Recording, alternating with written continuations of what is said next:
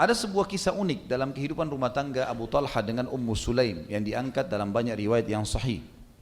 Dan saya yakin teman-teman mungkin sudah tahu kisah ini ya, karena pernah saya sampaikan, mungkin teman-teman juga pernah dengar dari para asatidz dan duat kita. Tapi saya sebutkan karena memang di buku kita disebutkan dan perlu disampaikan karena ini berhubungan memang dengan kisah orang yang sedang kita bahas. Abu Talha dikaruniai anak dari Ummu Sulaim.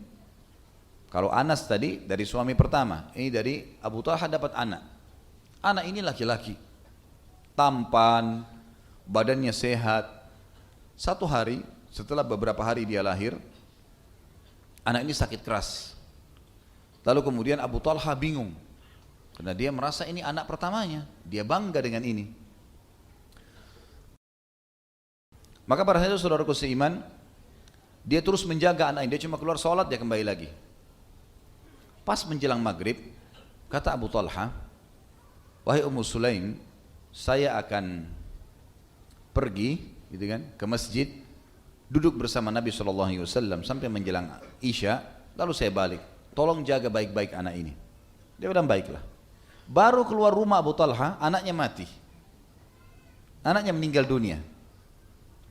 Lalu Ummu Sulaim berkata kepada Anas, anaknya, dan orang-orang ada di rumahnya, ada beberapa orang pembantunya di rumah, dia mengatakan, saya memohon dan meminta kepada kalian jangan ada yang sampaikan ke Abu Talha tentang keadaan anaknya sampai saya sendiri ceritakan. Kata mereka baiklah. Lalu kata Anas radhiyallahu anhu, saya menyaksikan ibu saya dandan yang belum pernah dandan sebelumnya secantik itu. Dengan sangat cantik, sangat wangi, rumah dibersihkan, lalu dia masak masakan yang sangat enak. Sambil menunggu Abu Talha balik. Habis Isya Abu Talha balik.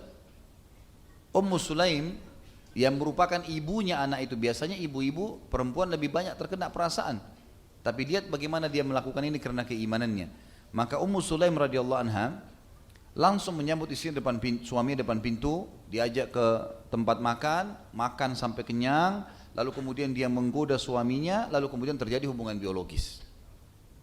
Setelah selesai, Abu Talha sudah kenyang, kemudian juga syahwatnya sudah terpenuhi, jiwanya sudah merasa tenang, baru kemudian Ummu Sulaim bertanya, wahai Abu Talha, bagaimana menurut kamu kalau seandainya ada tetangga minjamin kita sesuatu, lalu dia minta kembali.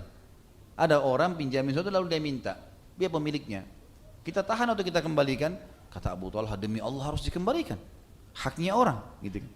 Lalu kata Ummu Sulaim, kalau begitu berharaplah pahala dari Allah karena anakmu sudah diambil oleh pemiliknya, oleh Allah.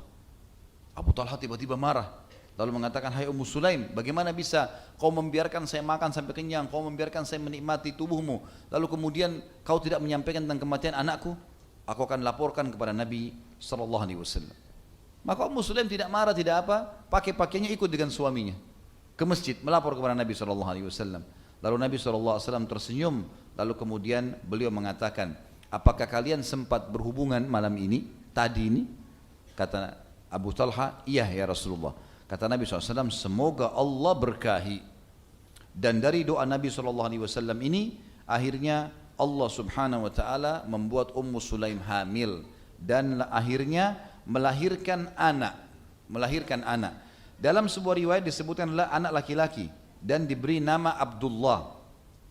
Abu Talha bertemu dengan Nabi SAW sambil membawa bayi yang baru dilahirkan Ummu Sulaim setahun kemudian ya, 9 bulan kemudian. Lalu kemudian kata Abu Talha, aku meletakkan, Anas bin Malik meriwayatkan.